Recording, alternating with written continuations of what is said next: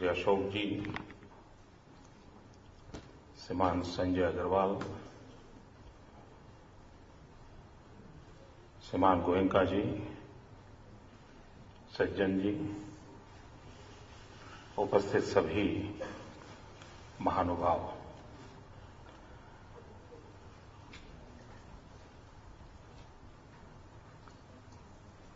बहुत पहले कार्यक्रम में कलकत्ता में यहां के कुछ महानुभावों को संबोधन करने का मुझे अवसर मिला था। चुनाव की सरगर्मी में आते हैं तब थोड़ा माहौल अलग होता है, हमारी बातें भी कुछ अलग होती हैं, इरादे भी अलग होते हैं।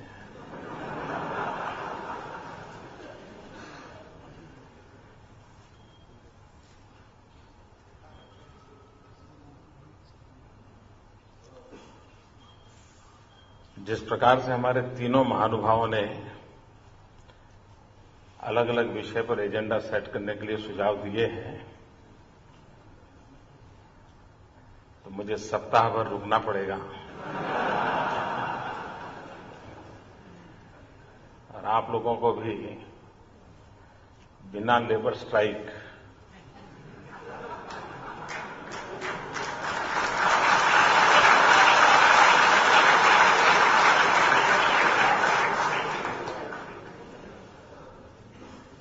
कारखाने बंद कर कर यहां बैठना पड़ेगा।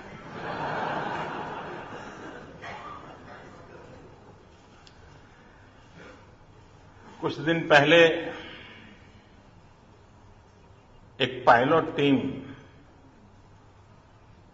कोलकाता से गुजरात आई थी और वो बहुत ही ताकतवर डेलीगेशन था, कोलकाता से आया था। क्यों हंस रहे हो भाई?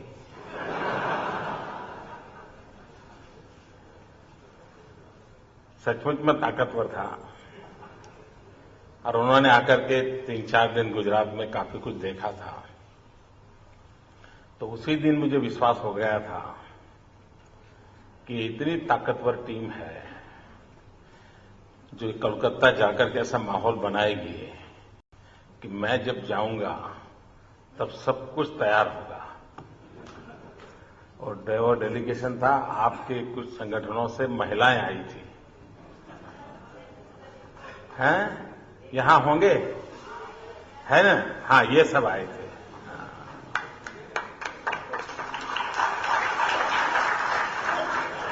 अब बताइए ताकतवर है कि नहीं?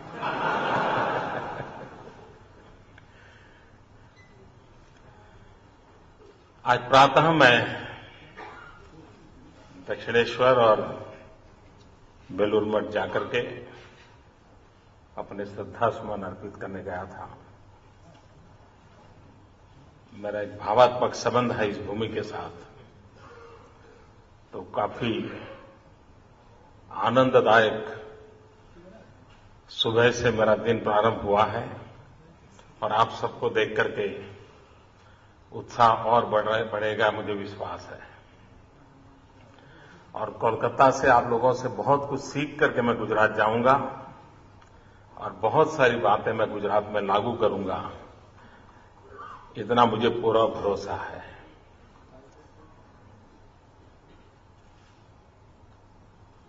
बंगाल जहां से आवाज उठी थी कि भूतकाल छोड़ो, पास्ट की बात मत करो, कुछ फ्यूचर का बताओ।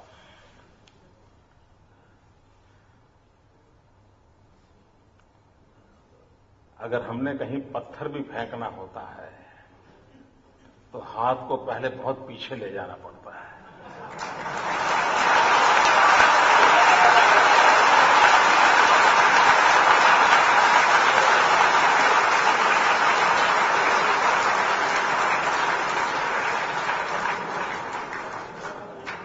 हमें हाई जंप करना हो तो भी दूर पीछे जाकर के दौड़ लगानी पड़ती है और इसलिए आगे जाने के लिए भी ऊंचा को पार करने के लिए भी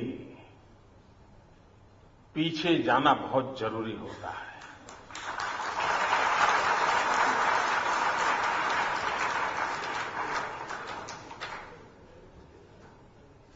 आज पूरा विश्व 21वीं सदी को ज्ञान की सदी के रूप में चर्चा करता है। ये नॉलेज की सेंचुरी ऐसा कहा जाता है। लेकिन मुझे जितना इतिहास का ज्ञान है, मैं ये कह सकता हूं कि दुनिया के लिए भले ही ज्ञान की सदी 21वीं सदी में आई हो, लेकिन बंगाल में ज्ञान की सदी का उदय 18वीं 19वीं शताब्दी से प्रारंभ हुआ है।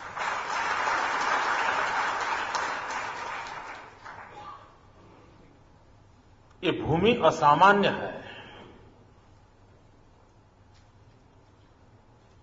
आप देखिए, समाज जीवन की बुराइयों के खिलाफ सबसे अधिक लड़ने की ताकत किसी ने दी है, तो इसी पवित्र धरती ने दी है। समाज साहस नहीं कर पाता था। महिलाओं के लिए पुनर्विचार करने के लिए तैयार नहीं था। उस कालखंड में, इस धरती में कैसे कैसे महापुरुष दिए थे। 1200 साल की गुलामी के बावजूद भी बंगाल में ज्ञान के क्षेत्र में कितने सितारे चमकते थे। ये पूरा आसमान बंगाल की धरती से निकली हुई रोशनी से प्रकाशित होता था। उसी धरती पर अगर आज भी हम अंडमान निकोबार के काला पानी की सजा भोगने वाले लोगों की सूची देखें, सेल्यूलर जेल में जाकर के, जितने भी नाम है, हर दूसरा नाम किसी किसी बंगाली नौजवान का है।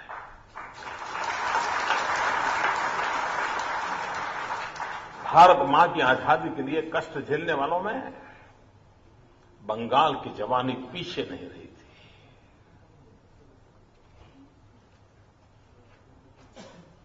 सशस्त्र क्रांति का नाद हो, अंग्रेज ऐसे नहीं मानेंगे, उनको उन्हीं की भाषा में जवाब देना होगा। तो आवाज भी कहीं से उठी थी, तो वो धरती बंगाल की थी। ये सामर्थ्य है इस भूमि में। और आज भी अगर हिंदुस्तान को विकास की ऊंचाई पर हमें पहुंचाना होगा, तो कोई आर्थिक राजधानी मुंबई कहने से हिंदुस्तान पूरा उठ खड़ा होगा, ऐसा नहीं होगा। अगर हमें पूर्व भारत, पूर्वोत्तर भारत को फिर एक बार नई ऊंचाइयों पर ले जाना है, तो उसका प्रारंभ बंगाल से ही हो सकता है, वरना नहीं हो सकता। और बंगाल का विकास ये सिर्फ कोलकाता या बंगाल का विकास नहीं होगा, वो पूर्व भारत और पूर्वोत्तर भारत की बहुत बड़ी शक्ति का द्वार है। और इसलिए जिसने भी विकास की व्यूहरचना करनी होगी, उसे इस बात को समझना होगा कि इसका सामर्थ्य कितना है। अंग्रेजों ने प्रवेश सूरत से किया था, लेकिन बसना कोलकाता में पसंद किया था, क्योंकि अंग्रेजों को मालूम था कि जब तक यहां उनके पैर नहीं जमेंगे, हिंदुस्तान में वो कुछ नहीं कर सकते। ये ताकत इस धरती की है। और इसलिए अगर हम उस ताकत को पहचानेंगे, हमारी उस भव्य विरासत को हम स्मरण करेंगे, उससे अगर हम प्रेरणा लेंगे, तो मुझे विश्वास है आपके भीतर जो सपने संजोए हुए हैं, आपके रहते हुए उन सपनों को आप साकार हुए देख सकते हो, ये मेरा पूरा विश्वास है। भाइयों बहनों, मैं जब यहां आज आया हूं तब आपके लिए तो ये होगा कि भाई गुजरात में क्या चल रहा है, कैसा चल रहा है, क्या कर रहे हो, क्या करने वाले हो, ये सब सुनने का मन करता होगा। लेकिन मीडिया के मित्रों को उसमें इंटरेस्ट नहीं है।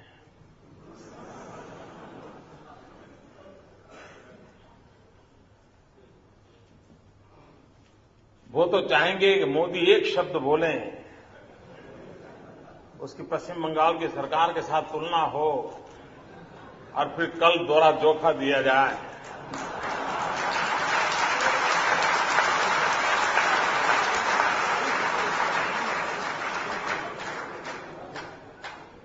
मैं उस काम के लिए नहीं आया हूं। वो काम मैं सिर्फ चुनाव के दिनों में करता हूं।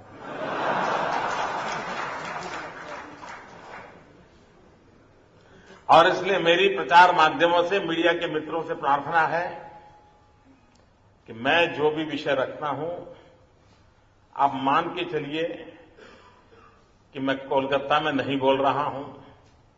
आप मान के चलिए मैं पश्चिम बंगाल में आकर के नहीं बोल रहा हूं।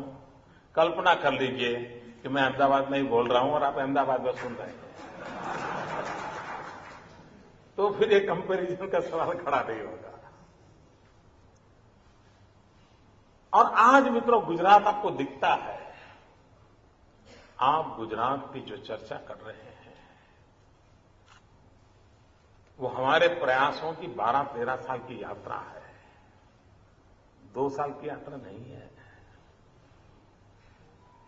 और गुजरात जैसा राज्य, जहां कांग्रेस के मित्र जो गड्ढे करके गए थे, उन गड्ढों को भरने में मेरा 10 साल गया है।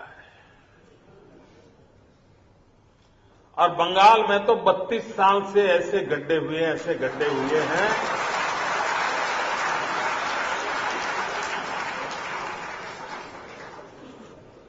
क्या तबाही का मंजर चला है 32 साल तक। और इसलिए यहां तो जिनको भी दायित्व जनता देगी, उनको पता नहीं कितने सालों तक कितनी मेहनत करनी पड़ेगी, तब जाकर के ये गड्ढे भरेंगे।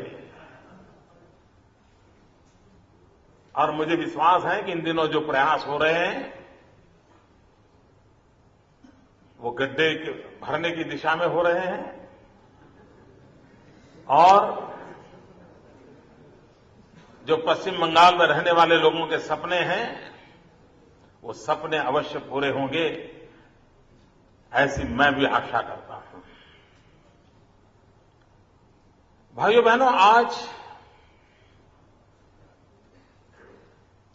एक चीज की ओर गौर करने की आवश्यकता है,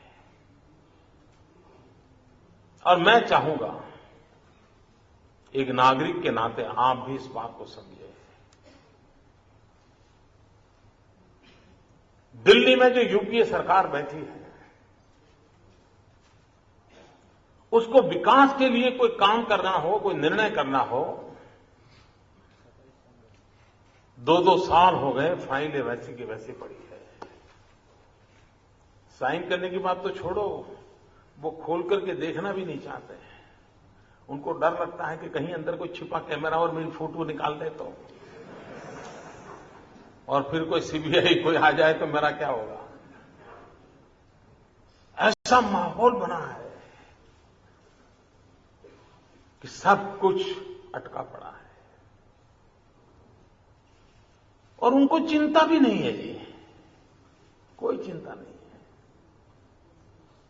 आपने देखा होगा, घर में कोई वयोवृद्ध व्यक्ति होता है, बीमार होता है, तो दिन में जो भी मिलने आएगा उसको पूछता है कितने बजे है, उसको कहीं जाना नहीं है। जो आप ऐसा ही होता है ना। हाँ, वो बार बार जो भी आएगा पानी लेके आएगा, अच्छा कितने टाइम हुआ, उसको कहीं जाना नहीं है, उसको मालूम है, लेकिन उसको समय पूछता रहता है शाम कब हो जाए। दिल्ली सरकार का यही हाल है।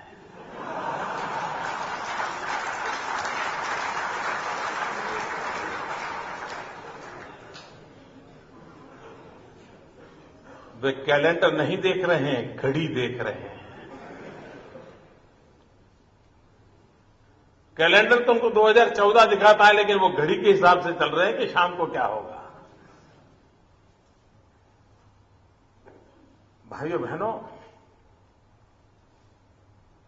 पिछले 3 दशक से देश में एक माहौल था, 21वीं सदी आएगी तो हम कुछ करेंगे, हम ऐसा कुछ करेंगे, 21वीं सदी में हमारा नाम रोशन होगा। जब वाजपेयी जी की सरकार थी तो एक विश्वास पैदा हुआ था, यार कुछ होना है, अब तो कुछ होगा, और एक माहौल बनता था। मित्रों, अत्याचानक 21वीं सदी का ये पहले दशक का ही उत्तरार्ध हमारी आंखों के सामने हम देख रहे हैं कि केंद्र को धीरे धीरे धीरे धीरे गिरता चला जा रहा है। जैसे बर्फ का गोला पड़ा हो और धीरे से पिघल कर वो आंखों के सामने वो दिखता है, खत्म हो रहा है। पूरे देश का चित्र ऐसा बन गया है, और उसके कारण किसी भी देशवासी को चिंता होना बहुत स्वाभाविक है, बहुत स्वाभाविक है। और दूसरी तरफ राजनीतिक लाभों के लिए जो निर्णय करने हैं उसमें देरी नहीं लग रही है। किस प्रकार से भारत के संघीय ढांचे को, फेडरल स्ट्रक्चर को नकार दिया जा रहा है, किस प्रकार से राज्यों के साथ भेदभाव हो रहा है। अगर आप यूपीए रूल स्टेट है तो आपको एक ट्रीटमेंट, अगर आप नॉन यूपीए स्टेट हैं तो आपको दूसरा ट्रीटमेंट, और आपको अगर बारीकी से देखो तो हर पल अन्याय नजर आएगा। यहां साम्यवादियों की सरकार थी, दिल्ली में अटल बिहारी वाजपेयी जी बैठे थे। वैचारिक रूप से हमारा और साम्यवादियों का कभी मेल नहीं हो सकता, कभी नहीं हो सकता। उसके बावजूद भी वाजपेयी जी के 8-9 साल के शासन के कालखंड में बंगाल से कभी यह आवाज नहीं उठी थी कि दिल्ली में भाजपा वाले बैठे हैं इसलिए बंगाल को अन्याय हो रहा था। ऐसी आवाज कभी नहीं उठी थी। दिल्ली में बैठे हुए शासकों के लिए राजनीतिक दलों की विचारधारा के तराजू पर विकास की यात्रा के रास्ते तय नहीं होते हैं, और इसलिए देश में यह आवाज उठाने की आवश्यकता है कि भारत सरकार को राज्यों के साथ पक्षपात करने का अधिकार नहीं है। जो भी आपने फॉर्मूला बनाई हो, जो भी नीति बनाई, नीति हमें पसंद हो न पसंद हो अलग विषय, क्योंकि जनता ने आपको काम दिया है, आपको निर्णय करने का अधिकार हम स्वीकार करते हैं, लेकिन आपको डिस्क्रिमिनेशन के लिए हम कोई छूट नहीं दे सकते हैं, आप मनमानी नहीं कर सकते हैं। आज भाइयों बहनों ये हो रहा है, और इस प्रकार का भेदभाव, इस प्रकार का दोगलापन अनेक राज्यों के सपनों को चूर चूर कर देता है, और उसके सामने उन राज्यों में जिनके पास जिम्मेवारी है वो आवाज उठाए, बहुत स्वाभाविक है। मैं तो हमारे गुजरात में रोज अनुभव करता हूं जी, आए दिन परेशानियों की कोई कमी नहीं है, और बेशर्मी से कह देते हैं कि हाँ ये हमने रोका है। कई बार तो हमने असेंबली में 2-2, 3-3 बार बिल पास किए हो, और जनता से चुनी हुई 2/3 बहुमत वाली सरकार ने किए हो, तो भी दिल्ली सरकार का अपॉइंटेड व्यक्ति उसको नकार देता है। और नकारने के बाद बेशर्मी से बयानबाजी होती है कि हां, हम इससे सहमत नहीं है। आपका सहमत होना न होना मैटर नहीं करता है। आपको तो कॉन्स्टिट्यूशन के माध्यम से चलना है, और आपको और किसी को लगता है कि सरकार गलत कर रही है तो न्यायालय में जा सकते हैं, आप नहीं रोक सकते हैं। ये जो पूरे देश में करने वाले कामों में पैरालिसिस और न करने वाले कामों में अति उत्साह, इसको जानने की जरूरत है। ऐसा नहीं है कि वो नहीं करते, न करने वाले सारे काम वो करते हैं और उसमें उनको किसी का डर नहीं है। करने वाले कामों में ही हमको कानून दिखाते हैं। और जब तक हम दिल्ली में बैठे हुए शासकों के दिमाग में ये जिम्मेवारी का दायित्व नहीं करवाएंगे, मित्रों, संकट बढ़ता जाएगा। पूरे देश में से एक आवाज उठने की आवश्यकता है, और वो आवाज ये उठनी चाहिए कि जब राज्य कुछ अच्छा करे तो क्रेडिट लेने के लिए तो भारत सरकार उछल करके निकल के आ जाती है मैदान में, क्योंकि आखिरकार राज्यों के परफॉर्मेंस के टोटल से तो दिल्ली का परफॉर्मेंस दिखने वाला है। लेकिन अगर कुछ कठिनाई हो तो सारा राज्यों पर डाल देना, सारी जिम्मेवारी राज्यों की है, इस प्रकार की स्थिति पैदा करना, ये जो रवैया चल रहा है भारत जैसे संघीय ढांचे में, ये देश की एकता और अखंडितता के लिए भी मैं समझता हूं गलत रास्ता है। और कभी न कभी दिल्ली में बैठे हुए शासकों ने पूरे हिंदुस्तान को एक साथ लेकर के चलने का मन बनाना पड़ेगा। सरकारें किसी भी क्यों न हो, लेकिन वो हमारे देश का हिस्सा है। शासक कोई भी क्यों न हो, लेकिन जनता जनार्दन ये भारत मां के संतान है, उनके साथ समान व्यवहार होना चाहिए। ये अगर व्यवहार नहीं होता है तो फिर कठिनाइयां पैदा होती है। और बंगाल के साथ भी यही हो रहा है जो मैं पीड़ा कह रहा हूं। हमारी शायद झेलने की ताकत ज्यादा होगी, लेकिन यहां 32 साल पर तक ऐसे अनेक रोग लग चुके हैं कि झेलने की ताकत भी कम हो गई यहां पर। और इसलिए भाइयों बहनों, ये एक बदलाव की बहुत बड़ी आवश्यकता मुझे लगती है।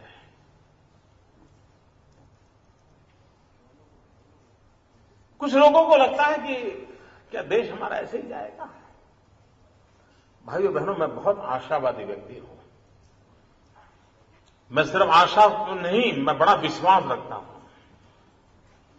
और खोखले नारों से विश्वास का प्रकट पैदा नहीं हो रहा है। मैं अनुभव के आधार पर कहता हूं कि यही सरकारें, यही मुलाजिम, यही दफ्तर, यही फाइलें, यही कारोबार, ये सबके रहते हुए भी यह देश आगे बढ़ सकता है।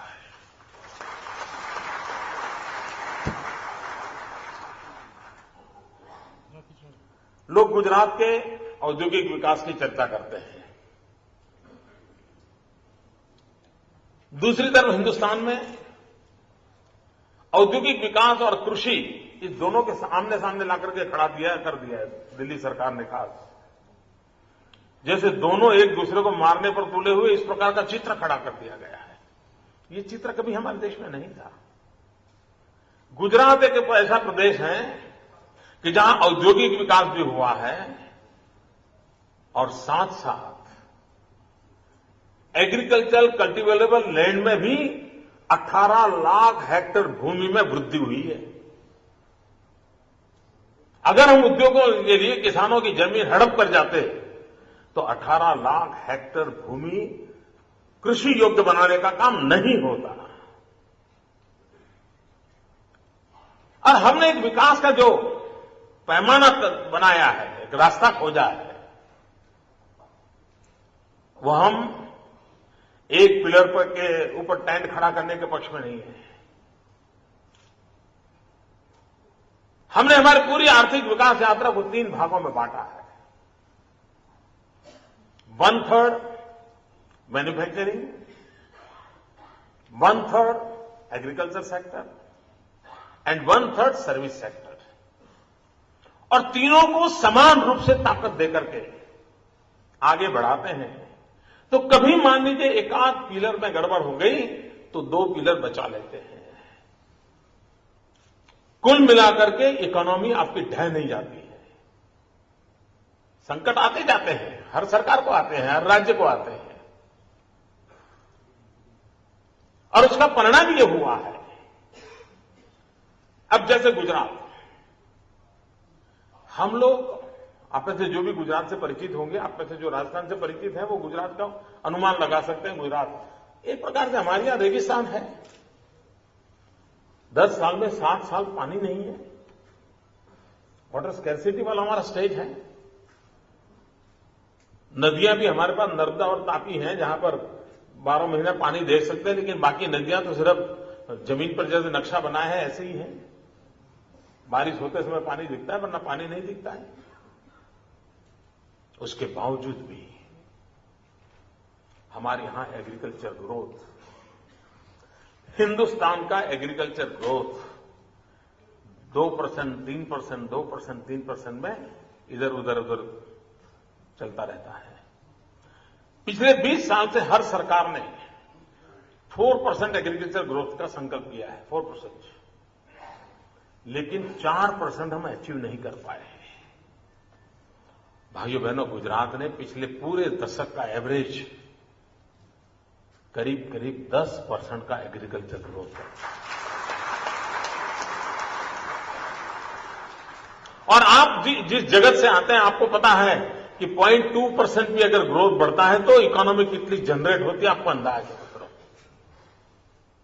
गांव के अर्थकारण में कैसी तेजी आती है, और इकोनॉमी का ड्राइविंग फोर्स जो होता है वो सामान्य मानवी की खरीद शक्ति कितनी बढ़ी, परचेजिंग पावर कितना बढ़ा, वो ड्राइविंग फोर्स होता है। और इसलिए आपकी इकोनॉमिक मॉडल का एक सबसे बड़ा काम होना चाहिए कि आपके कॉमन मैन की, सामान्य मानवी की परचेजिंग पावर कैसे बढ़े। और परचेजिंग पावर तब तक नहीं बढ़ती है जब तक कि उसकी पर कैपिटा इनकम में वृद्धि नहीं होती है, तब तक वो खर्च करने की ताकत नहीं रखता है। पर कैपिटा इनकम तब तक नहीं बढ़ती है जब तक कि आप एक ग्रोथ मॉडल को स्वीकार नहीं करते। और इसलिए एक होलिस्टिक व्यू के साथ अगर हम उस दिशा में आगे बढ़ते हैं तो परिणाम मिलता है, और गुजरात ने इस काम को करने में सफलता पाई है। लेकिन हम वहां रुकना नहीं चाहते। मित्रों, आपको जानकर के हैरानी होगी कि छोटी छोटी चीजों की बारीकियों से कैसे परिवर्तन आता है। हमारे देश में इंसान को भी हेल्थ कार्ड अवेलेबल नहीं है। बहुत कम घराने होंगे जिनके पास अपना हेल्थ कार्ड होगा, परिवार के सबका प्रोफाइल होगा। मित्रों, गुजरात एक राज्य ऐसा है कि जहां किसानों के पास अपनी जमीन का हेल्थ कार्ड है, सॉइल हेल्थ कार्ड, और उसके कारण उसे पता है कि जिस जमीन का वो मालिक है, जहां वो खेती करता है, उस जमीन में क्या कमियां हैं, किस क्रॉप के लिए वो जमीन अनुकूल है, किस प्रकार के फर्टिलाइजर चाहिए, किस प्रकार की दवाइयां चाहिए। इन सारों का वैज्ञानिक ज्ञान होने के कारण उसने अपनी एग्रीकल्चर पैटर्न बदली। मित्रों, 2001 के पहले गुजरात में माइक्रो इरिगेशन की जो व्यवस्था थी वो सिर्फ 12,000 हेक्टेयर में थी, माइक्रो इरिगेशन।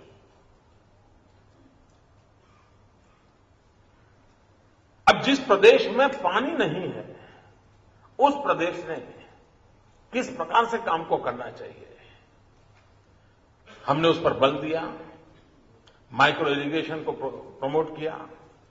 आज करीब 7 लाख हेक्टेयर भूमि में हम माइक्रो इरिगेशन तक पहुंच चुके हैं। और उसके कारण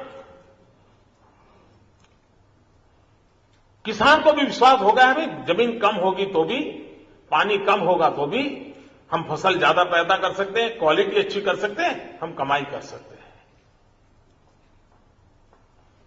लेकिन हम ये कहें कि हां भाई, एग्रीकल्चर एक डिपार्टमेंट है, किसान का काम करता है, बारिश आएगी, मेहनत करेगा तो कमाएगा, ऐसा नहीं होता है। Government intervention is must. लेकिन ये एक ऐसा निग्लेक्टेड एरिया रहा है हमारे देश में जिसके अंदर सरकारें ज्यादातर कुछ किसानों के लिए सब्सिडी से आगे बढ़ती नहीं थी। गुजरात ने agriculture universities, progressive farmers, government, agriculture से जुड़े हुए सारे department, whether it's irrigation, whether it's agriculture department, whether cooperative sector, सबको मिलाकर के एक टीम बनाकर के फोकस काम एक्टिविटी की और उसका एक परिणाम आया। लेकिन अब हम वहां अटकना नहीं चाहते। हम हमारे किसान को आधुनिक टेक्नोलॉजी पर ले जाना चाहते हैं। और मित्रों, हम आपको मालूम है जिसकी बड़ी चर्चा होती है, vibrant Gujarat global investor summit, आप में से कई मित्र आते भी रहते हैं।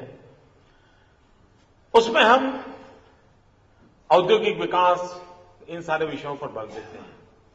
गुजरात अब हर 2 वर्ष पर, यानी अब 2014 में हम करेंगे, हम एक ग्लोबल लेवल का एग्रोटेक फेयर करने वाले हैं। और सारी दुनिया में एग्रीकल्चर सेक्टर में जितनी टेक्नोलॉजी है, मैं मेरे किसानों को अपने घर में लाकर के दिखाने वाला हूं।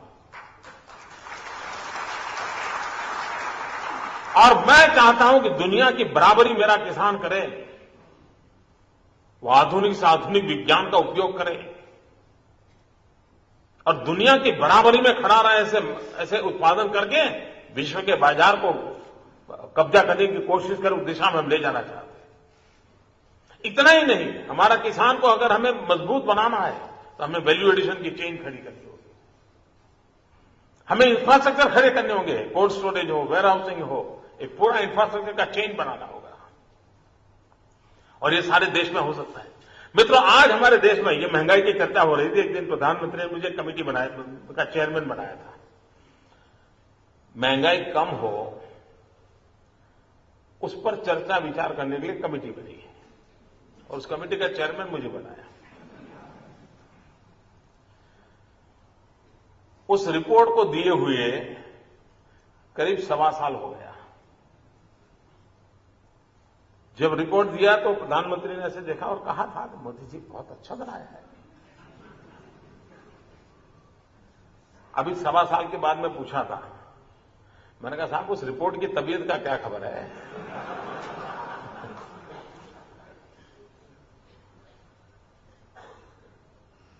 आपको हैरानी होगी, हिंदुस्तान में जो एग्रो प्रोडक्ट है, आज का टेक्नोलॉजी इतनी फैली हुई है, टेक्नोलॉजी की स्थिति है, हमारे पास इतना बड़ा देश,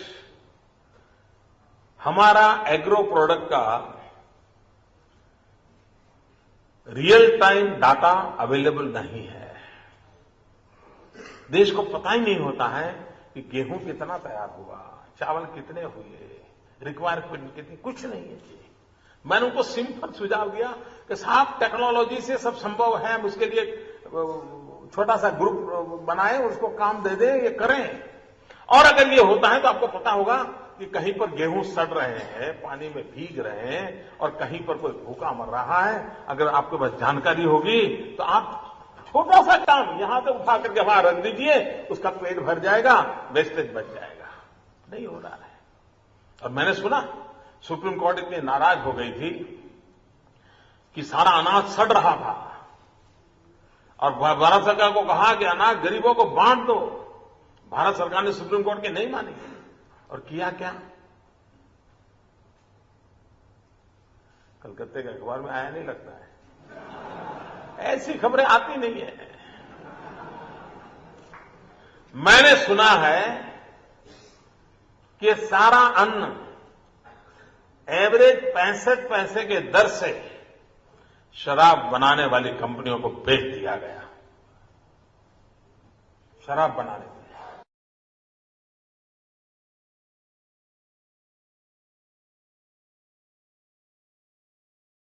नहीं आते हैं, नहीं करने वाले नजर बड़ी तेजी से चल रहे हैं।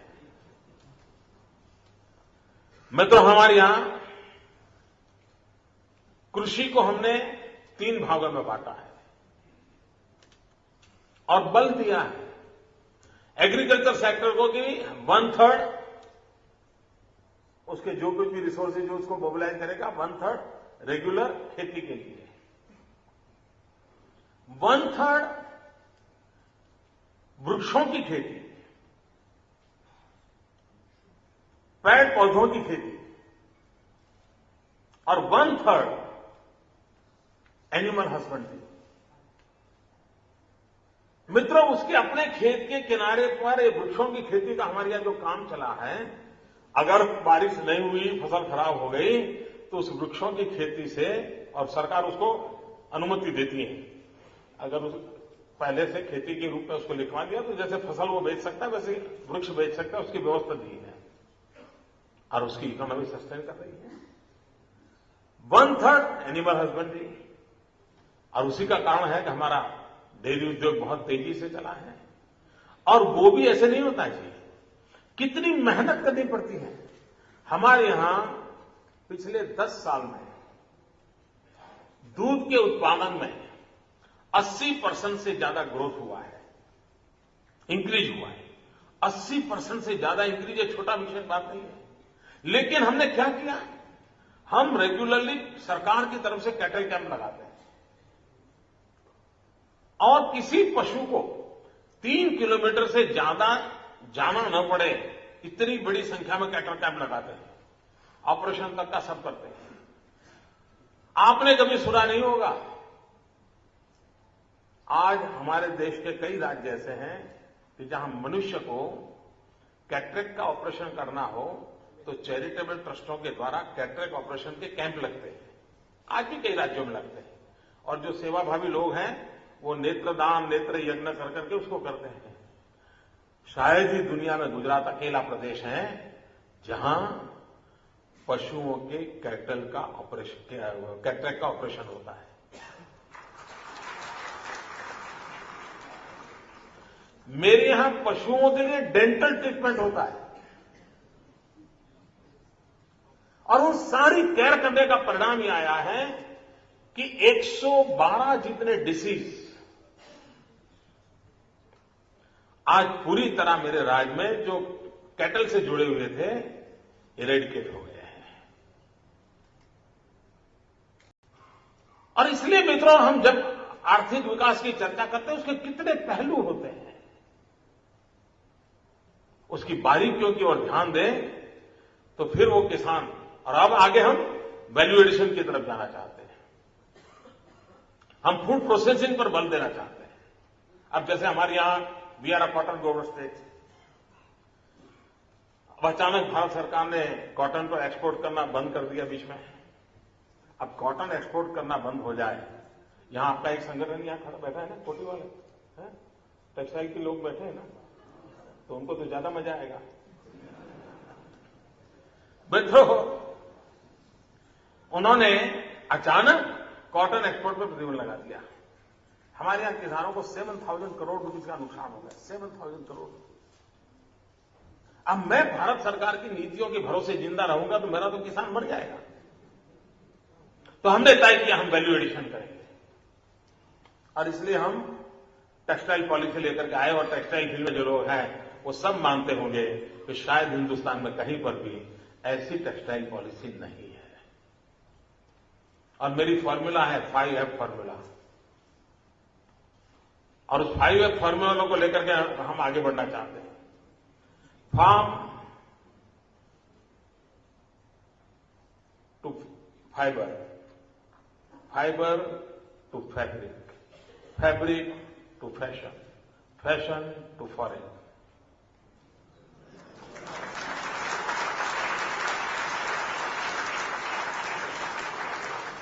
जहां कपास होगा वहीं नजदीक में धागा बनेगा, जहां धागा होगा वहीं कपड़ा बनेगा, जहां कपड़ा बनेगा वहीं रेडीमेड गारमेंट होगा, जहां रेडीमेड गारमेंट होगा वहीं से दुनिया के लोगों को कपड़े पहनाएंगे।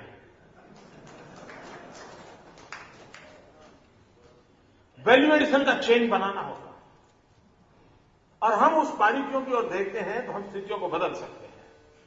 हम उस दिशा में प्रयास कर रहे हैं। तो सर्विस सेक्टर, गुजरात और सर्विस सेक्टर को कभी लेना देना ही नहीं था और उसमें हमारी कोई ज्यादा इकोनॉमी में हमारा कोई रोल नहीं था।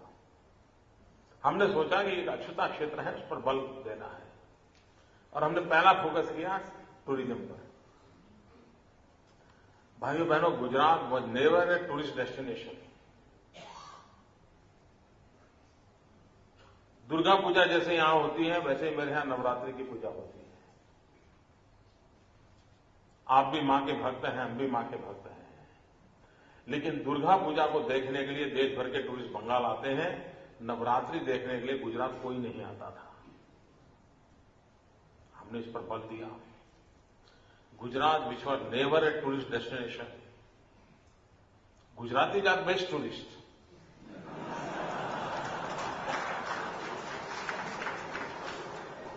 आप कहीं पर भी जाइए साहब, आपको गुजराती मिलेगा मिलेगा मिलेगा। केम छो? और 5 स्टार होटल में बैठ करके डिब्बा खोल करके थेपला निकाल करके खाएगा।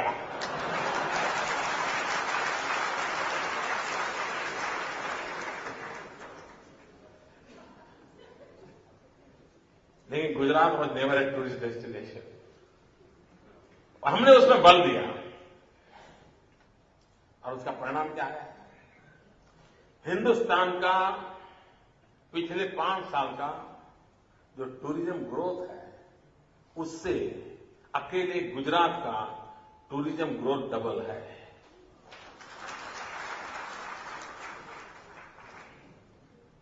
और अमिताभ बच्चन घर घर जाकर के कहते हैं कुछ दिन तो गुजारो गुजरात में। आपने भी सुना होगा ना, तो गुजारो ना।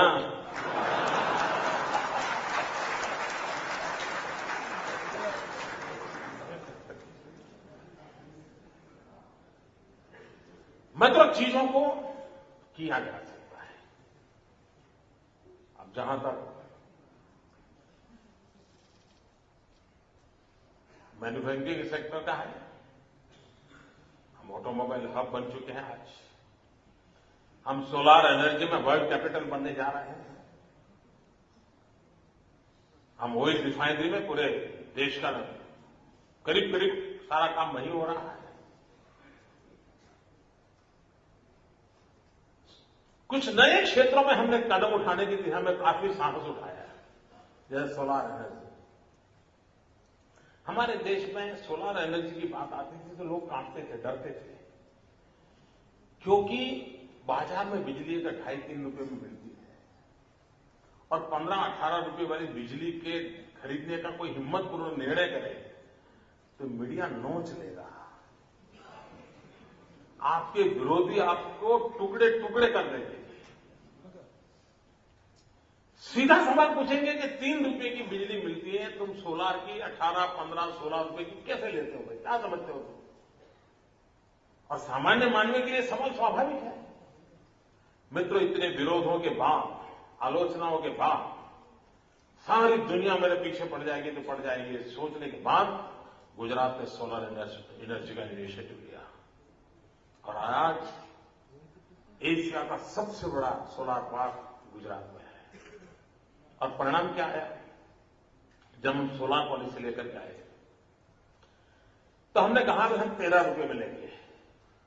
गुजरात को तो फर्स्ट स्टेट जो सोलार पॉलिसी लेके आया। हमारे बाद भारत सरकार ने सोलार पॉलिसी बनाई।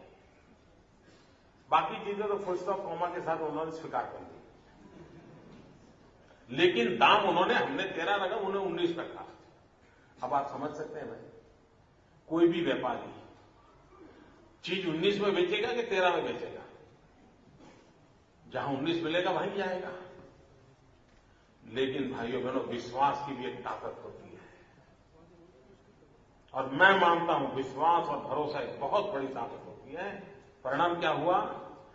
भारत सरकार के 19 रुपये की ऑफर के बावजूद भी सोलर प्लांट लगाने के लिए भारत सरकार की योजना में 100 मेगावाट तक भी गाड़ी पहुंची नहीं।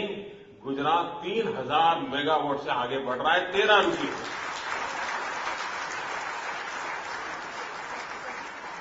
और पॉलिटिकल विल के कारण, इस इंटरवेंशन के कारण आज परिणाम ही आया है कि धीरे धीरे सोलर पावर के क्षेत्र में 13 रुपये से घट करके वो धीरे धीरे 7-8 तक आए गए। और इधर गैस और कोल बेस्ड पावर जनरेशन है, वो बढ़ते बढ़ते 6 या 7 पर जाएगा। किसी ने सोचा था कि देश में सोलर एनर्जी और गैस और पेट्रोल वाली एनर्जी एक दिन आएगा जब बराबर के दाम हो जाएंगे? एक राज्य के इनिशिएटिव के लिए पूरा मार्केट का रुख बदल गया मित्रों। छोटा विषय नहीं है मित्रों। जो भविष्य देखेंगे ना, उनको पता चलेगा कि कितना बड़ा रोल प्ले किया है। और उसका परिणाम ये हुआ कि पूरे हिंदुस्तान में इन दिनों सोलर एनर्जी की तरफ एक लोगों का मन बना है। और वो अगर हुआ तो हमें जो ये पेट्रोलियम प्रोडक्ट को इंपोर्ट करना पड़ता है, उसमें काफी बहुत बड़ी मात्रा में फर्क आएगा। हम अपनी स्थितियों पर कंट्रोल कर सकते हैं, हम अपने बलबूते पर खड़े हो सके, इस तरह की स्थिति बन सकती है। और हम आने वाले दिनों में इसको और आगे बढ़ाने वाले, हम रूफटॉप पॉलिसी लेकर के आने वाले। हर घर के लोग अपनी बिजली पैदा करें और सरकार को बेचें। अगर मिडिल क्लास का व्यक्ति है, छोटा सा फ्लैट है, ऊपर बिजली बनाता है, बेचता है, तो उसको तो 200-500 रुपए इनकम हो जाएगी, उसको फायदा होगा। यानी हम किस प्रकार से चीजों को दूर का देखते हुए आगे बढ़ाते हैं, उस पर डिपेंड करता है। मिनिस्टर ऑफ फाइनेंशियल डिसिप्लिन, जिस समय गुजरात में मुझे दायित्व मिला, हमारा रेवेन्यू डेफिसिट था 6,700 crore rupees. Today we are revenue surplus state.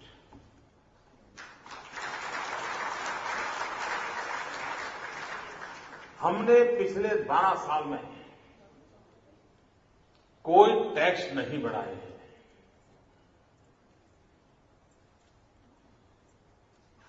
सिर्फ लीकेज बंद कर दिया।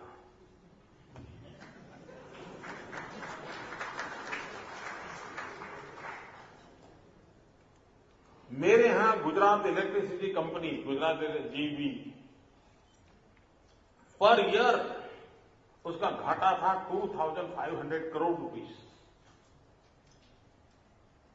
आप कल्पना कर सकते हैं कि बिजली पैदा करने वाला हिंदुस्तान की किसी भी राज्य का कोई कारखाना घाटे से बाहर नहीं है। सबका हजारों करोड़ का घाटा है, और पर डे घाटा होता ही जा रहा है। आज गुजरात बिजली के क्षेत्र में हम सरप्लस है। 2,500 करोड़ की डेफिसिट पर ईयर, आज हम पर ईयर 400-500 करोड़ रुपया ज्यादा कमाते हैं। मुझे याद है, मैं 2001 में जब मुख्यमंत्री पहली बार बना था, भूकंप के बाद मेरे सर पे जिम्मेवारी आई थी, उस समय मुझे लोगों ने क्या मांग की थी? सामान्य गुजरात के नागरिक ने मुझसे यही कहा था कि मोदी जी, आप मुख्यमंत्री तो बन गए हो, कम से कम एक काम तो करो। पत्रकार मिले तो भी वही बताएं, पार्टी के वर्कर मिले तो भी वही बताएं, बिजनेसमैन मिले तो भी वही बताएं, गांव का आदमी मिले तो भी वही बताएं। वो क्या कह रहे थे? मोदी जी, कम से कम शाम को खाना खाते समय बिजली मिले, इतना तो करो। नहीं था। डिनर टाइम पर मेरे यहां बिजली नहीं मिलती थी, बिजली कभी भी चली जाती थी। जो पूरे हिंदुस्तान में से आपको खबरें आती हैं, करीब करीब वही हाल हमारा था। उसी राज्य में 2,000 मेगावाट बिजली का शॉर्टफॉल था। उस परिस्थिति में हमने टेक्नोलॉजिकल सॉल्यूशन खोजा, और भाइयों बहनों 2000 मेगावाट डेफिसिट के बावजूद भी गुजरात ने 24 घंटे बिजली गांव को भी देने में सफलता पाई और आज गुजरात का कोई भी गांव घर ऐसा नहीं होगा जहां बिजली होगी 24 घंटे बिजली मिलती है।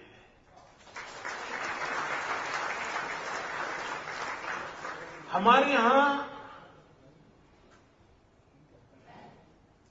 कई राज्य ऐसे हैं हिंदुस्तान में जहां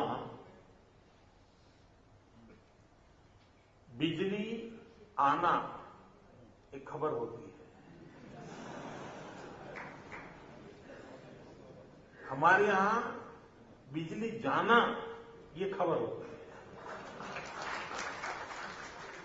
मेरे यहां कभी महीने में एकाध बार अगर 5 मिनट भी एक गांव में लाइट चली गई तो दूसरे दिन न्यूज़पेपर के पहले पेज पर बॉक्स आइटम होता है कि मोदी बड़ी बड़ी बातें करते हैं लेकिन फलाने गांव में शाम को 5 बजे 5 मिनट के लिए मोदी की बिजली चली गई थी, मोदी जवाब दो।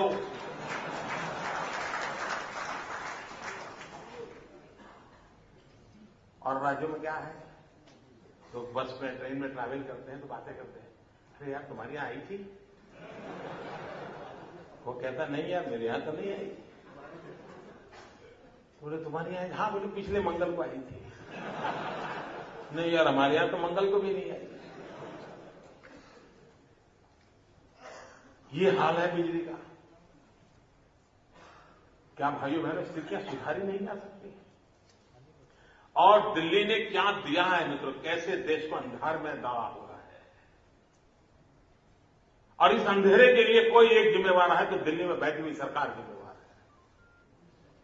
इस देश में कोयला है, बिजली के कारखाने हैं, लेकिन कोयला कोयला की जगह पर है, कारखाना कारखाने की जगह पर है और फाइल दिल्ली में पड़ी है। और उसके कारण इस देश में 20,000 मेगावाट बिजली पैदा करने वाले कारखाने बंद पड़े। हम अंधेरे में डूबे हैं, कारखाने बंद पड़े। मेरे गुजरात में 3,000 मेगावाट बिजली का उत्पादन मुझे रोकना पड़ा है क्योंकि मुझे कोयला और गैस नहीं मिल रहा है। आप कल्पना करिए मुझे कि दवाई मौजूद हो, पेशेंट को जरूरत हो, डॉक्टर को परवाह न हो।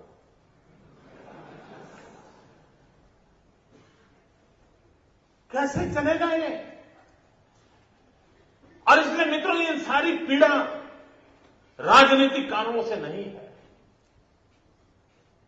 एक दर्द होता है कि सामने दिखता है सब हो सकता है और ये तबाह कर रहे हैं, ये बर्बाद कर रहे हैं। ऐसा नहीं है कि स्थितियां हमारे हाथ के बाहर है, करने का इरादा नहीं। अच्छा ऐसा भी नहीं है कि आइडिया नहीं होते, आइडिया भी बहुत होते हैं। कभी कभी मैं प्रधानमंत्री जी से मिलता हूं जब भी, तो कुछ न कुछ तो परोस के आता ही नहीं।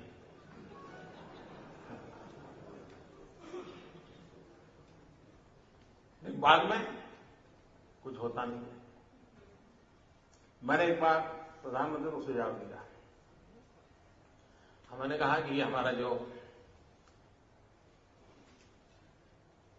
सीमाएं हैं खास करके राजस्थान और गुजरात की रेगिस्तान है, हम पाकिस्तान के और भारत को बचने के लिए हम फेंसिंग बनाते हैं।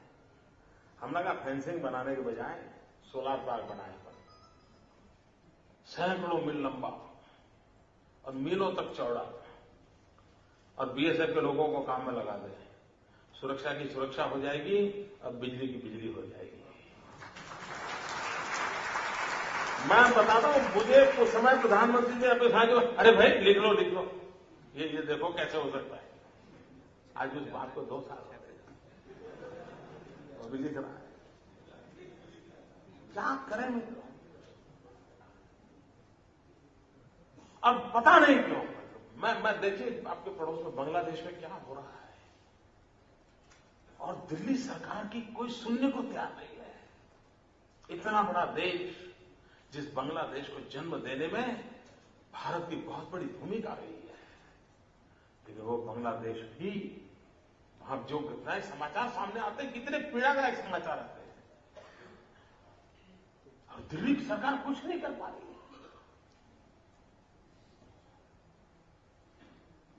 हमारे सैनिकों को मार दिया जाए, उनका सर काट करके ले जाया जाए, और यहां सम्मान समारोह के भोजन होते रहे, और फिर नसीहतें दी जाए कि ये तो हमारा महान संस्कृति है, इसलिए हम खिलाते हैं। खिलाओ, मरवाओ दोस्त लोगों को। क्या कर रहे हो तुम? आप सोचिए मित्रों, हमारे जवानों को कोई मार दे और इटली के लोगों को वोट देने के लिए जाने दिया जाए। आपने सुना है कभी?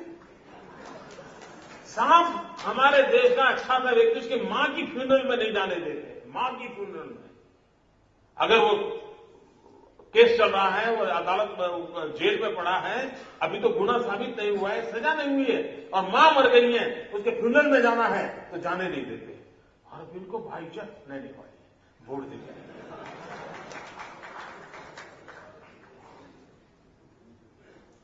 मित्रों बताइए मुझे, इसके लिए कोई आइडिया चाहिए क्या? मुझे बताइए, इसके लिए कोई बजट चाहिए क्या? इटली में हमारी जो बेइज्जती हुई, की बजट चाहिए क्या? आप सोचिए मित्रों, मैं यहां आया हूं और खड़े होकर के मैं कागज लेकर के, कल जो महिलाओं के कार्यक्रम में मैं गया था, वो भाषण आज पढ़ लूं तो आप क्या करोगे? तो आपके मन में सवाल उठेगा कि मोदी जी को क्या हुआ, चश्मे में गड़बड़ है क्या? इतने पुरुष बैठे हुए, महिलाओं का भाषण जाता है, होगा कि नहीं होगा? मित्रों, इस देश के विदेश मंत्री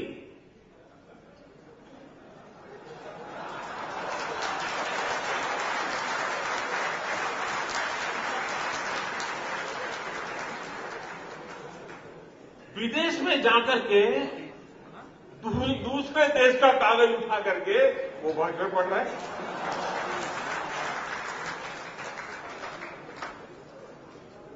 अब मुझे बताइए, इसके लिए बजट प्रॉब्लम था क्या? रिसोर्स प्रॉब्लम था क्या? यही होता रहा है, और ये तो इसलिए हो रहा है कि सारे नॉन सीरियस एफर्ट्स हो रहे हैं, गवर्नेंस का नामो निशान नहीं।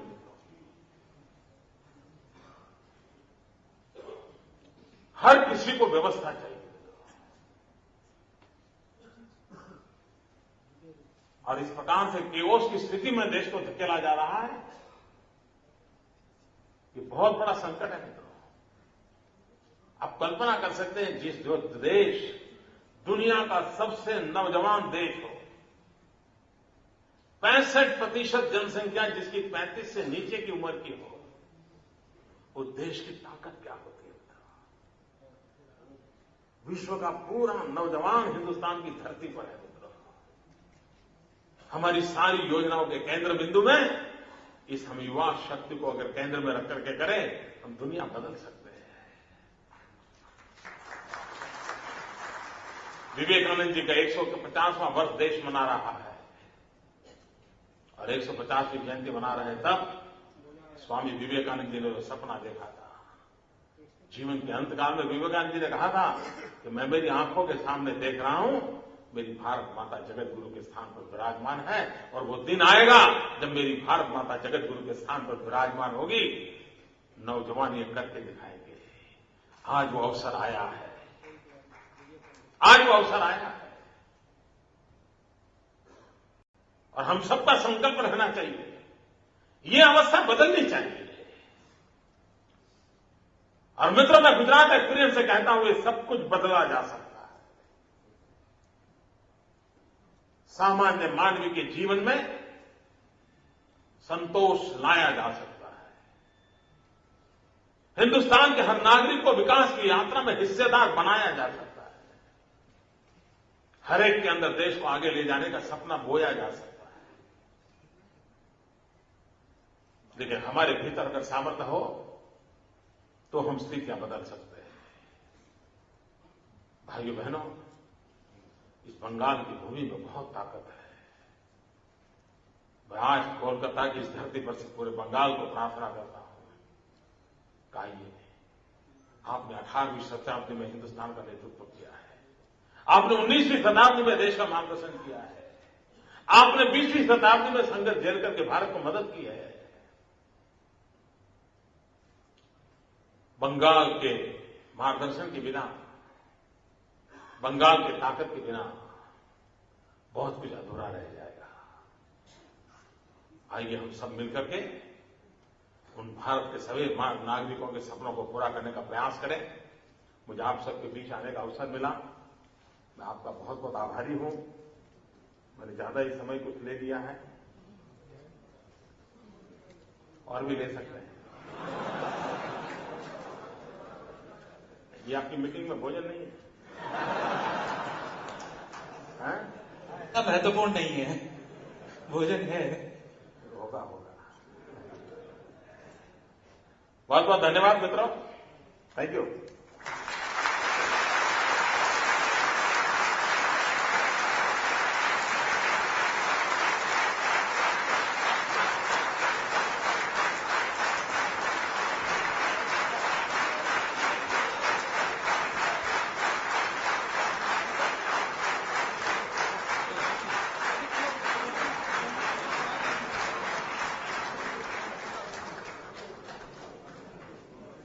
सर, कलकत्ता को काफी समय से आपको सुनने की इच्छा थी और आज हम धन्य हुए। सर, कुछ ऑडियंस कुछ क्वेश्चंस पूछना चाहती हैं, कुछ तो सर आपका आदेश हो तो हम उनको।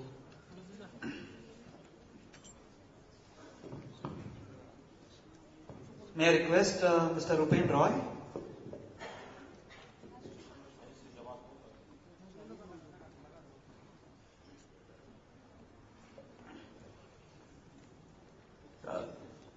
Sir, thank you for sharing with us the Gujarat model of one-third, one-third, one-third. आपका परिचय बता देंगे तो। My name is Rupen Roy.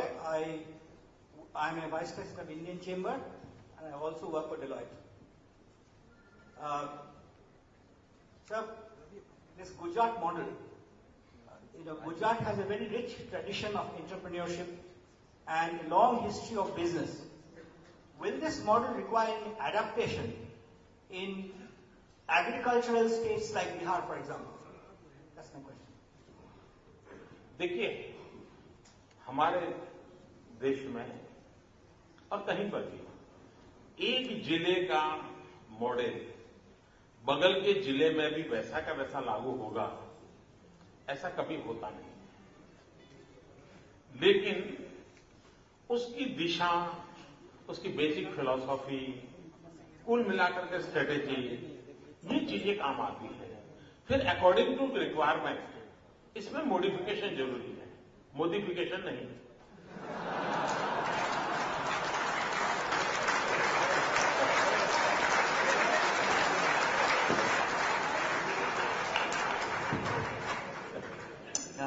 आशीष झुंझुनवाला। आदरणीय मुख्यमंत्री जी, मेरा नाम आशीष झुंझुनवाला, मैं स्टील इंडस्ट्री में इंटरेस्ट रखता हूँ। मेरा आपसे प्रश्न था जो मेन सब्जेक्ट थोड़ा हट गया है, क्योंकि मेरी ये सोच है कि आने वाले वक्त में आपका रोल सिर्फ गुजरात में नहीं पूरे देश में रहेगा। हालांकि इसका आप कुछ संक्षेप में जिक्र किए तो स्पीच में आपकी विदेश नीति पे आपकी क्या सोच है? अपना देश अपने सारे पड़ोसी देशों से वर्चुअली झगड़ रहा है, उसमें अगर आपको चर्चा करें। धन्यवाद। किसी भी देश की विदेश नीति का मुख्य बिंदु यही होता है अपने देश का इंटरेस्ट, हमारे देश का इंटरेस्ट सुप्रीम, इसके आधार पर सारी बातें होती हैं। अब विदेश नीति में भी एक बहुत बड़ा बदलाव आया है। कोई एक युग था जब दुनिया के देशों से आपकी दोस्ती इसलिए जरूरी होती थी कि कहीं से कोई दबाव आए, किसी संकट की घड़ी आए तो आपको बचाव के अंदर लोगों की जरूरत पड़ती थी। अब वक्त बदल चुका है। आज बाय एंड लार्ज विश्व में विदेशों के साथ संबंधों का आधार ज्यादातर कॉमर्स है, ट्रेड ट्रीटी है। ग्लोबल इकोनॉमी का जमाना है, तो ज्यादातर संबंधों का जुड़ना आप कितना अपना प्रोडक्ट एक्सपोर्ट करते हैं, आप अपना माल कितना बाहर बेचते हैं, उस पर है। और इसलिए सारे संबंधों के केंद्र बिंदु में ये एक महत्वपूर्ण विषय है। दूसरा, भारत ने अब तक क्या किया है, जितने जूथ बनते हैं उसमें हम एक छोटे से सिपाही होते हैं, हम कभी लीड नहीं करते। अब जैसे सार्क देशों का समूह है, सार्क देश में हम सब, हमारे पड़ोस के सारे देश हैं, बिल्कुल हमसे सटे हुए हैं, और सबसे बड़ा देश हिंदुस्तान है। लेकिन क्या कभी हमने सार्क देशों की शक्ति का एहसास किया? सार्क देशों में हिंदुस्तान का कोई रुतबा है, ये माहौल देखा? नहीं देखा। उसका कारण क्या है? क्या कारण है कि हमारे पड़ोस के छोटे छोटे देश होने के बावजूद भी हम उनका भी नेतृत्व नहीं कर पाते हैं, और इसलिए हमारी नीतियों के नीतिगत में इन जातियों की एक प्रायोरिटी बनती है। तो मैं समझता हूं कि हम धीरे धीरे धीरे करके, जैसे यूरोपियन यूनियन का एक अपना बना है, तो मैंने एक दिन प्रधानमंत्री से लिखा था, हमने कहा कि सोलर एनर्जी का युग आ रहा है, एनवायरमेंट टेक्नोलॉजी प्रीडोमिनेंट मैदान में आने वाली है। तो मैंने कहा आपने एक इनिशिएटिव लेना चाहिए, और दुनिया में वो देश जहां पर सूरज ज्यादा तपता है, सूरज का प्रकाश ज्यादा मिलता है, ऐसे सूर्यपुत्र जो देश हैं उनके एक समूह बनाना चाहिए, और भारत ने उसका नेतृत्व करना चाहिए। और एक सन मूवमेंट, SUN सन मूवमेंट हमने खड़ा करना चाहिए, और एक कॉर्पस फंड बनाना चाहिए। कॉर्पस फंड बना करके सोलर एनर्जी कैसे सस्ती हो, सोलर एनर्जी का जीवन के किन किन क्षेत्रों में उपयोग हो, उसका इनिशिएटिव, जैसे कई G8 समूह हैं, अपर कंट्रीज हैं, कई समूह हैं, एक और समूह हम बनाए तो हम लीड करेंगे। तो इस प्रकार से हमारा कोई प्रोएक्टिव रोल नहीं नजर आ रहा है। अगर हमारा प्रोएक्टिव रोल नजर आता है तो शायद परिणाम मिल सकता है। दूसरा, इटली जैसा देश भी पता नहीं कैसे हम लोगों को डरा रहा है, सुप्रीम कोर्ट तक को इन्वॉल्व होना पड़ा जी, जबकि एक डिप्लोमेटिक विषय था, सुप्रीम कोर्ट तक को इन्वॉल्व होना पड़ा। तो ये कोई इस देश को शोभा नहीं देता है। और उसका मूल कारण क्या? जैसा अभी मैंने वर्णन किया, अगर आप किसी दूसरे का भाषण पढ़ोगे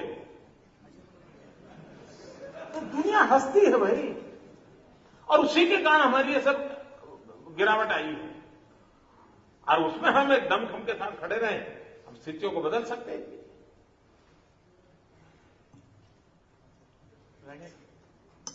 thank you sir. Excuse me. अच्छा विषय आपने कहा। ये बात सही है कि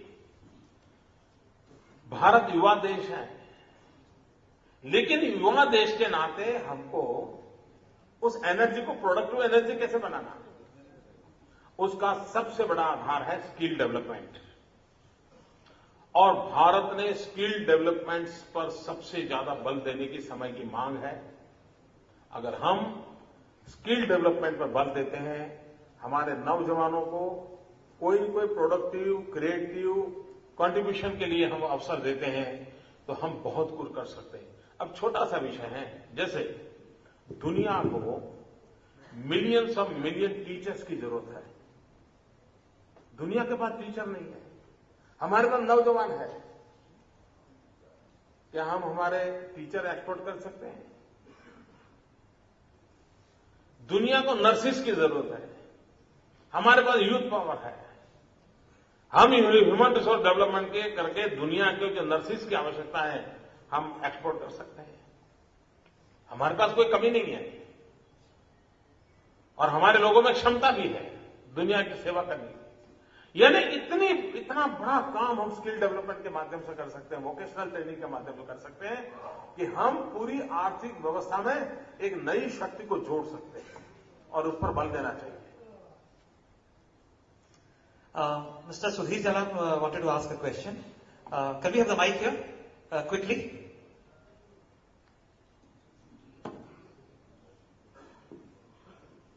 नरेंद्र भाई, मैं सुधीर जलान हूं, बिजनेसमैन हूं, विकी का अध्यक्ष रहा हुआ हूं। मेरा कई बार सौभाग्य हुआ गुजरात जाने का, और जो आपने टूरिज्म की बात कही और रिलीजियस टूरिज्म की बात की, मैंने देखा द्वारकाधीश, सोमनाथ जाकर, और गुजराती की तरह बंगाली भी बहुत बड़ा टूरिस्ट है, लेकिन यहां टूरिज्म का इतना बड़ा पोटेंशियल है, और हमारी मुख्यमंत्री चाहते भी हैं कि यहां बढ़े, स्विट्जरलैंड बने या लंदन बने, तो इसमें कुछ मदद कर सकते हैं आप? नहीं, मैं आपको मतभेद के हिसाब से नहीं बोल रहा हूं, कुछ ऐसा सुझाव मुख्यमंत्री को दें जिससे यहां पर भी हो सके। इस बार तो मैं पश्चिम बंगाल में स्टूडेंट के रूप में आया, और एक विद्यार्थी का काम होता है सबसे ज्यादा सीखना। तो मैं इस बार की मेरी प्रायोरिटी सीख करके जाने की है। तो और बंगाली अच्छे टूरिस्ट हैं ये मैं मानता हूं, क्योंकि मैंने वर्षों तक नॉर्थ में काम किया था, हरियाणा, हिमाचल, पंजाब, जम्मू कश्मीर, चंडीगढ़, सारा इलाके में मैं काम करता था। और मुझे समूह में जो टूरिस्ट मिलते थे, या तो गुजराती मिलते थे या बंगाली मिलते थे। तो ये बात सही है कि बंगाली आर बेस्ट टूरिस्ट। और दूसरा, वो ऐसे मेहमान है कि यजमान को कभी कोई दिक्कत नहीं होती है। कभी मैंने बंगाली टूरिस्ट आए हो और कहीं झगड़ा चल रहा है, ऐसी कोई घटना ही नजर नहीं आएगी। इतने अच्छे लोग, इतने अच्छे लोग। तो हम तो चाहेंगे ज्यादा से ज्यादा गुजरात में आइए।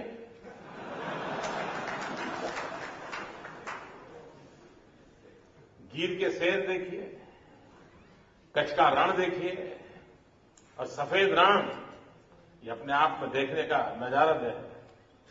यानी चांदनी रात में ताजमहल देखना और चांदनी रात में सफेद रण देखना, आप कल्पना नहीं कर सकते क्या दिव्यता की अनुभूति होती है। तो अच्छा हुआ जालन जी ने बंगाली अच्छे टूरिस्ट हैं वो मुझे याद करवाया, ताकि मैं अपने गुजरात का काम कर लेके जाऊंगा। वैसे बंगाल भी काफी अच्छा टूरिस्ट डेस्टिनेशन है। हमारे यहाँ पे बड़े हाई प्रोफाइल टूरिस्ट आते हैं, आज आप देख रहे हैं उनमें से एक। Since we have limited time, so this is the last question, and may I request Rakesh Shah. आदरणीय मोदी जी, मैं Rakesh Shah, vice president Bharat chamber, और गुजरात से मैं कॉटन जिनिंग इंडस्ट्री से जुड़ा हुआ हूं। मेरा एक प्रश्न जो है हेल्थ सेक्टर को लेके है। Sir, health is wealth, and we all know that an healthy life is the foundation to prosperous economy. In spite of this, a large section of the population is languishing for want of health services. Can you kindly share with us your model in Gujarat on the health sector? ये बात सही है कि आरोग्य के क्षेत्र में सामान्य मानवी को, यानी किसी परिवार में एकांत व्यक्ति को कोई गंभीर बीमारी हो जाए तो उस परिवार की पूरी आर्थिक व्यवस्था, पूरा जीवन तबाह हो जाता है, तहस नहस हो जाता है। और इसके लिए हम लोगों ने कुछ मॉडल विकसित किए हैं। जैसे हमारे यहां गलीपति से लेकर के राष्ट्रपति तक सब इस बात की चिंता करते हैं, माता मृत्यु दर कम होना चाहिए, शिशु मृत्यु दर कम होना चाहिए, सब लोग कहते हैं। और ह्यूमन डेवलपमेंट इंडेक्स के अंदर भी दुनिया के अंदर ये विषय आता है। हमारे देश में कभी कहीं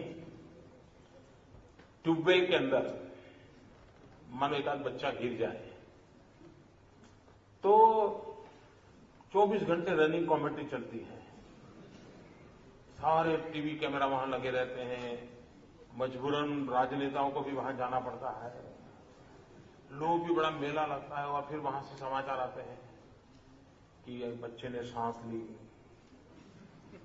बच्चा थोड़ा हिल रहा है, आर्मी आ रही है, गड्ढे खोदे जा रहे हैं, वगैरह वगैरह। एक बच्चे की मुसीबत पूरे देश को टीवी के कैमरा के पास बिठा देती है। विशेष करके माताएं बहनें खाना भी नहीं खा पाती, वो देखती है और रोती है मन में। कोई रिश्ता नहीं, कोई परिचय नहीं, लेकिन मन को करता है बच्चे का क्या होगा, हर एक को पीड़ा होती है। लेकिन हमारे अगल बगल में ही प्रसूति में कितने बच्चे मर जाते हैं, हमारा ध्यान तक नहीं जाता है। किसी ने शादी की हो, 20, 22, 25 साल की उम्र हो और पत्नी का स्वर्गवास हो जाए, आप कल्पना कर सकते हैं उस परिवार का, उस नौजवान का, जिस लड़की की मृत्यु हो जाती है उनके परिवार का क्या होता होगा। पूरा यानी उनकी तो सारी जिंदगी एक प्रकार से खत्म हो जाती है। उसका उपाय क्या? हमने एक मॉडल बनाया पब्लिक प्राइवेट पार्टनरशिप का, और हमारे राज्य के गायनेकोलॉजिस्ट डॉक्टर्स थे, उनको हमने रिक्वेस्ट किया कि अगर किसी गरीब परिवार की महिला की प्रेगनेंसी में डिलीवरी की सारी व्यवस्था अगर आप जिम्मा लेते हैं तो हम एक चार्जेज उसके साथ एमओयू करके फिक्स किए, वो पेमेंट हम देंगे। मेरे यहां 10 साल पहले मुश्किल से 50-55% इंस्टीट्यूशनल डिलीवरी थी। ये पब्लिक प्राइवेट पार्टनरशिप का मॉडल लाने के कारण, गायनेकोलॉजिस्ट डॉक्टरों को हमने साथ जोड़ने के कारण आज करीब करीब 96% इंस्टीट्यूशनल डिलीवरी पर हम पहुंचे हैं, 96%। और उसका लाभ गरीब माताओं बहनों को मिल रहा है। उसी प्रकार से हमने हॉस्पिटल्स में भी पब्लिक प्राइवेट पार्टनरशिप का मॉडल खड़ा किया है। जैसे हॉस्पिटल में हम आधुनिक से आधुनिक साधन रखने के लिए पब्लिक प्राइवेट पार्टनरशिप का मॉडल करते हैं। लोग आते हैं, अपना मशीन लगाते हैं, रेट्स हम नक्की करते हैं, लोगों को सर्विस मिलती है। उसी प्रकार के पुराने हॉस्पिटल कैंपस बहुत बड़े बड़े होते हैं। लोगों को कहते हैं कि आप आइए, यहां पर एक नया अस्पताल अंदर खड़ा कीजिए, पुराना अस्पताल है वो गरीबों के लिए इस प्रकार से करिए और यहां आप प्रोफेशनल वे में अपना चलाइए। तो एक विन विन सिचुएशन होती है, एक बिल्डिंग में वो कमाई करते हैं और दूसरी बिल्डिंग में सेवा करते हैं। तो इस प्रकार से मॉडल को हम विकसित कर रहे हैं। दूसरा, हमारे यहां दवाई का खर्चा कम कैसे हो, दवाई का उत्पादन का खर्चा कम कैसे हो, उस पर भारत सरकार ने अपनी नीतिगत व्यवस्थाओं को विकसित करना पड़ेगा। और ये संभव है, ये सारी चीजें संभव है कि हम दवाई कैसे सस्ते में उपलब्ध कराएं। और तीसरा, हमारी एक मां योजना है, मुख्यमंत्री अमृतम योजना मां। उसके अंतर्गत कोई भी गरीब परिवार का व्यक्ति अगर उसको सीरियस नेचर की कोई बीमारी होती है, कैंसर है, हार्ट है, किडनी है, इस प्रकार की, तो उसका खर्च उस मां योजना के अंतर्गत मुख्यमंत्री रिलीफ फंड में से हम देते हैं और उसकी दवाई की व्यवस्था चिंता हम करते हैं। दूसरा, हमने जैसे हमारे यहां 108 की सेवा है, वो इतनी सफल हुई है कि गांव में भी आपने अगर कुछ हेल्प मांगी तो विद इन 9-10 मिनट्स वो गाड़ी हमारी पहुंचती है और उसको सेवा मिलती है। और कईयों की जिंदगी इसके कारण बचने में एक बहुत बड़ा रोल हो रहा है। और हमने आग्रह रखा है पब्लिक प्राइवेट पार्टनरशिप के मॉडल का, और मैं मानता हूं उसके कारण हमें आने वाले दिनों में लाभ मिलेगा। दूसरा, जिस प्रकार से हेल्थ के सेक्टर में एक पार्ट है, उसी प्रकार से प्रिवेंटिव मेडिसिन का भी बड़ा महत्व है, प्रिवेंशन का। और उसके लिए हवा, पानी और खुराक, इस पर भी उतना ही बल देना पड़ता है। आज गुजरात में करीब 9000 गांव ऐसे हैं कि जहां हम पाइपलाइन से शुद्ध पानी का पहुंचाते हैं, पीने का पानी, और नर्मदा से मध्य प्रदेश के किनारे से उठाते हैं। 9000 गांव में करीब 2000 किलोमीटर पाइपलाइन डाली। और पाइपलाइन की साइज क्या होगी आप अंदाज कर सकते हैं? पाइपलाइन की साइज ये है कि आप उसमें मारुति कार लेकर के फैमिली के साथ ट्रैवल कर सकते हैं, इतनी बड़ी साइज है। और उसमें से हम अब शुद्ध पानी पहुंचने के कारण बहुत बड़ा फायदा होता है। दूसरा, हमने फोर्टिफाइड तेल, फोर्टिफाइड आटा, फोर्टिफाइड नमक, इसके एक गरीबों के लिए प्रबंध किया है। और उसके कारण उनके शरीर में जो कुछ भी न्यूट्रिशनल वैल्यूज की आवश्यकता है वो उससे पूरक होती है।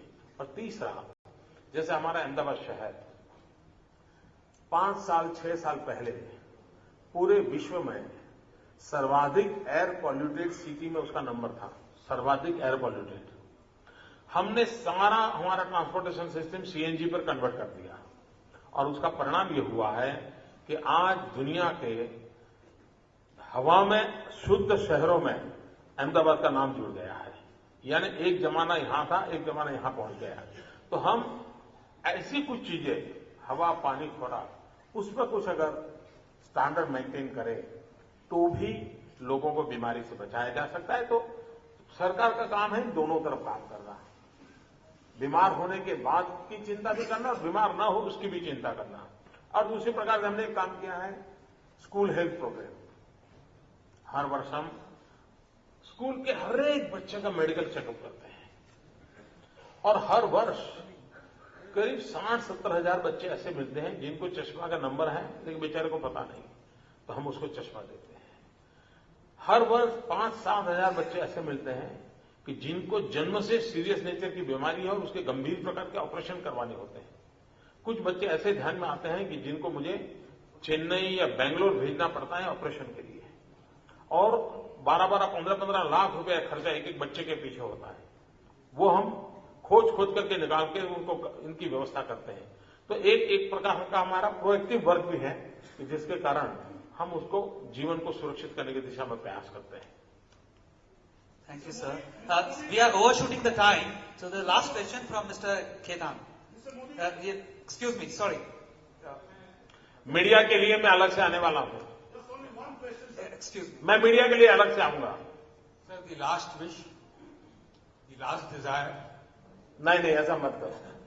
आपको बहुत लंबे जीवन है, आपका बहुत लंबा जीवन है। आप कोई जल्दी मत करो, देश को आपकी जरूरत है। कोई लास्ट विश नहीं होती।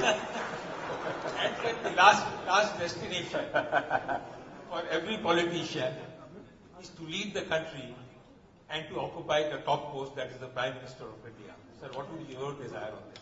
I'm not politician. Politician may have, but I am not a politician. I'm a political person. Thank you. Thank you, भैया, धन्यवाद। Okay, thank you so much. Now I request Sri Sanjay Agarwal, our Senior Vice President, to offer his vote of thanks. Modi ji की सलाह अनुसार सबसे पहले तो मैं अपना कागज चेक कर लेता हूं। It's my lifetime opportunity to propose a vote of thanks for a national leader like Narendra भाई।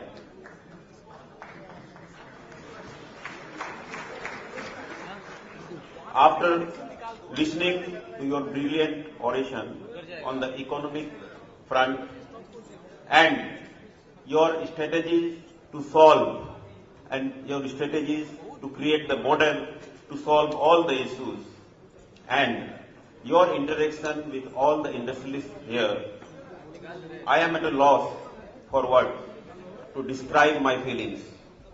Sir, only 2 words come to my mind. It is very, very pragmatic and highly visionary. I must say that you are one leader who can vitalize the youth of this country. With these few words, I propose a very warm and hearty vote of thanks to Sri Narendra Modi on behalf of all organizing chambers of commerce in Calcutta and everyone who is present here in this auditorium, and request all of you to please give a long standing ovation.